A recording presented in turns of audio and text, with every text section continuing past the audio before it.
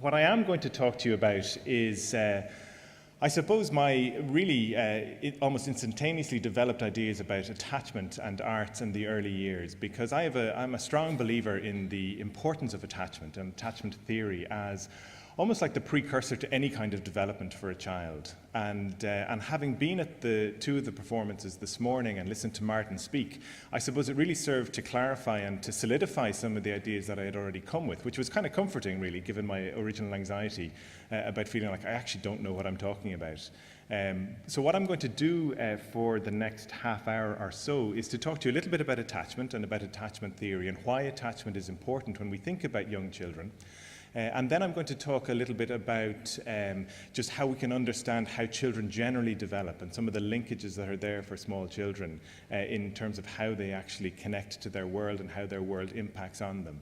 And then draw that together to talk about specifically what can the arts do, from my understanding certainly as an observer from the outside, what can the arts do to support that early connection for children.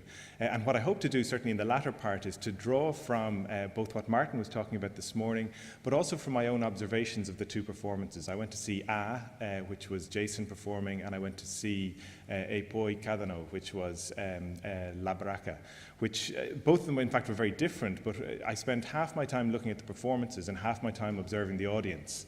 Not any of you who were at the performances, it was the small children and their parents that I was really focused on. So what I hope to do is to bring you some of those observations and hopefully again to make alive what I think the arts can do for young children. But we'll begin with attachment theory generally.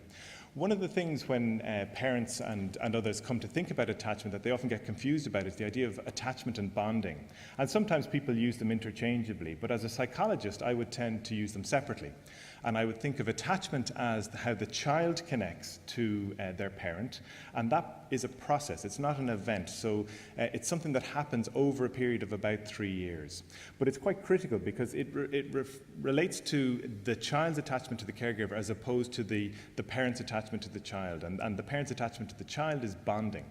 And the bonding actually tends to happen quite quickly. For some mothers, it happens almost instantaneously, and you'll hear mothers talk about this rush of well-being and goodwill that they felt towards their baby as soon as their baby came into the world. Another thing you'll notice is that a lot of babies come into the world looking like their fathers, and this is because fathers don't get the oxytocin, which is the happy hormone that mothers get. So the oxytocin also helps with that bonding in the early stages. So babies come out looking like their fathers so that their fathers don't just reject them and throw them off into the wilds, which back in the past you could imagine with some animal species they still do that. They kind of take one look and think, that's not mine, that must have come from some other male that was roaming around these parts, so I'm just going to have nothing to do with it. So it's really important for parents to feel a sense of connection to their child, and as I say, usually it happens quite quickly. Sometimes it doesn't, and that's often to do with parents' own experience perhaps of attachment of their own as a child and as a baby, and so they find it hard to reach out, they find it hard to form that connection. But all is not lost. Even if the bonding doesn't happen instantaneously, the process of attachment for the child can continue over those first 3 years as long as parents are alert to it and as long as they're doing things to promote that. The other thing that we know from research, the great thing that we know from research, and I'm a terrible memorizer of research, so I'm going to keep glancing to what the research says, but it says that secure babies, the first thing that they do is that they explore their environment and they learn confidently. So really what's happening in attachment is that babies are being given an opportunity to feel safe, and they feel safe because they know that there's a reliable adult around who they can always turn to no matter what happens. So securely attached babies are babies who will come into a room, for example, with their mother or their father, and initially they'll probably hold on to their mother or father's leg. If you see 18-month-old toddlers coming into a room, they'll often stay very close to their parent, or they'll keep a hand out to their parent's hand or to their leg, or some connection, a physical connection to their parent. What they're doing, in fact, in those early minutes is they're looking at their parent for some guidance as to what kind of a situation am I in. And for securely attached babies, what they'll realize is that their parent feels comfortable in this environment, and so they see their parent perhaps smiling or interacting in a laughing way with the other adults around, or looking interestedly at the objects that might be around in the space that they're in. And then the baby thinks, okay, this seems safe enough, so I can wander a little bit now, and I can begin to interact with my environment, and I can try out some of these objects that I'm looking at, or I can pay more attention to the sounds that I'm hearing, or I can see what kind of a relationship I can form with these other adults who are smiling at me. They'll do that, and then they'll do that for a few minutes, and then they might go, okay, that's enough of that, thanks very much. I'm just going to return to my mum or my dad. And so they'll go back, and oftentimes they'll approach their mum or their dad and come within a very close proximity, but they don't even necessarily need to touch them. Sometimes they will come up and touch them. Sometimes they'll come up and they look for a hug. A parent will give them a hug. They might sit them on their knee, and then the baby wriggles, and the baby is off again to go exploring further. So that's what we know about babies.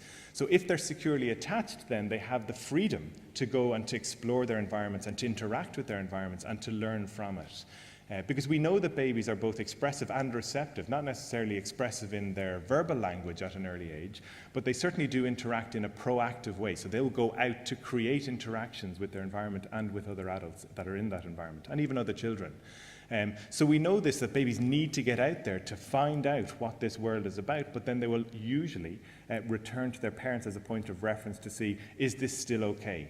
You'll notice that particularly where babies get a fright, that the first thing that they do will look at their parent to see, how should I react now? And if their parent looks worried, the baby will usually cry. If their parent looks okay and smiles, then a baby might have a little bit of a ponder, maybe a bit of a wobbly mouth, but they may not choose to cry themselves because maybe they're not that frightened, because they're getting a clear message from their mum or their dad that it's okay still. You don't have to be worried about this. Because of this then, once babies have a secure adult that they can connect to, then they feel more freedom to go out and interact with other people, which means that they can go and have greater social relationships. They tend to be more stable emotionally, and they're better able to express and manage their feelings. Okay, so this is where babies are using their parents as their emotional regulators. I'll be talking about this a little bit later in terms of some of the observations that I made. But really what that is that babies look to see, when I'm crying, how am I soothed? When I feel scared, how does that scared feeling go away? And they will always refer to an adult to try to regulate that emotion in those early years.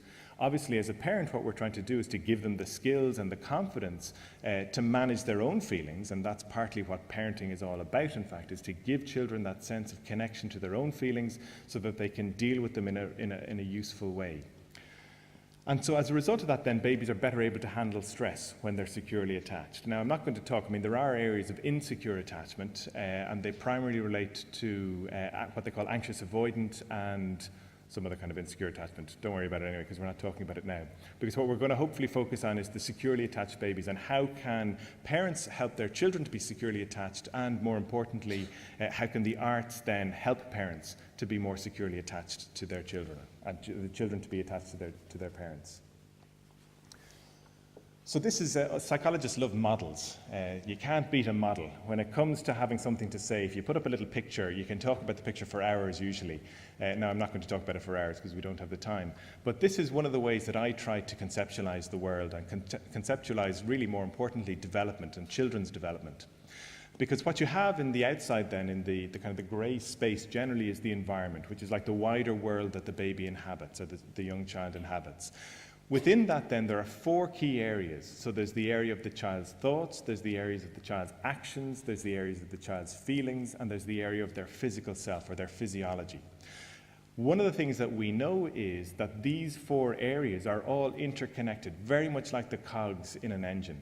All right? So if you think about the way cogs work, when one cog moves in a direction, it leads to another cog moving perhaps in an opposite direction, which will lead to another cog moving, and so on, if you think of a gear.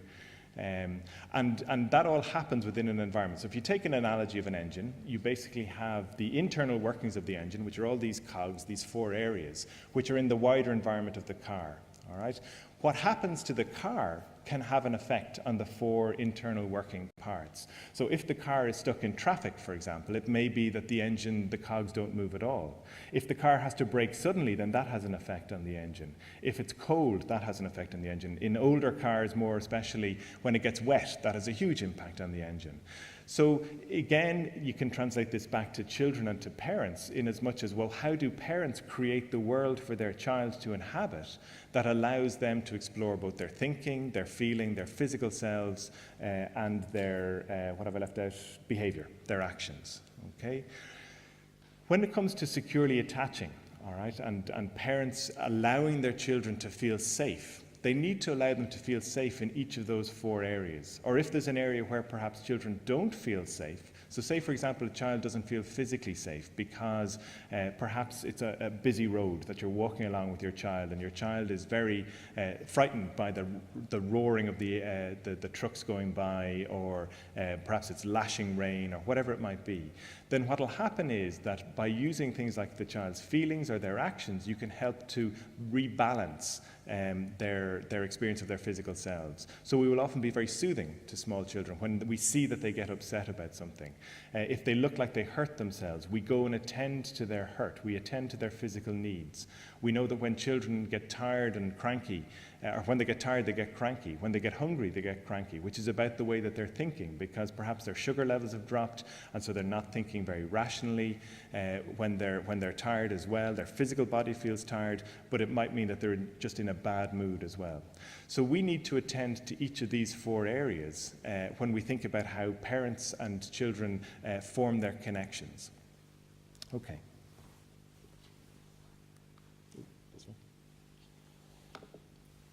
So I'm not going to refer to these just yet. Let me just check the time, actually. It's amazing how time passes. What I would like to do is to think then a little bit about the kind of attachment relationships that I witnessed earlier on today when watching the performances. So you'll have to excuse me because I was working hard and I was taking a lot of notes earlier. So I actually have my notes here, so I'm going to refer down to them. There were a couple of ideas. When Martin was talking earlier, he talked about the idea of absorption, and he talked about the absorption which was the connection between the self and the activity that the child is engaged in, which is a fantastic concept. But actually what it sparked for me at the time was that a small child, a baby, an infant, is absorbed by their parent. So in fact, small children don't have an independent sense of self. We don't develop our sense of self, in fact, until our teenage years. That's part of what the whole quest for self-identity is about. And so a small baby sees themselves as indivisible from their parent. They see them and their parent as one, which is why the parent's reaction to a situation is all the more important, because it gives the child really important reference points to try to regulate their own feeling, because they do it in relation to how their parent is doing. So if their parent appears anxious, then the child will be fully absorbed by the parent's anxiety and will express a lot of their own anxiety, which perhaps they might feel independently, but more often than not it's because they're drawn into it by the reaction of their parent.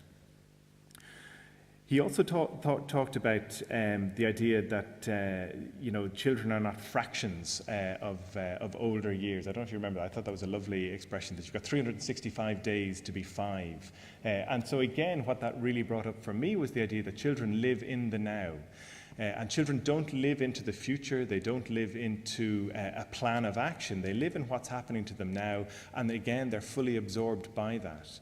Which again becomes very important when you think about things that Jason talked about when he was describing how he has constructed his work with small children. And he said that he doesn't really follow a narrative. I don't know if you remember him saying this, but instead he always has what he describes as a series of experiences for children. And that makes a lot of sense to me, because small children don't think in narrative terms. They don't think about a beginning, they don't think about a middle, and they're certainly not looking forward to the end. They're very much living in the here and in the now.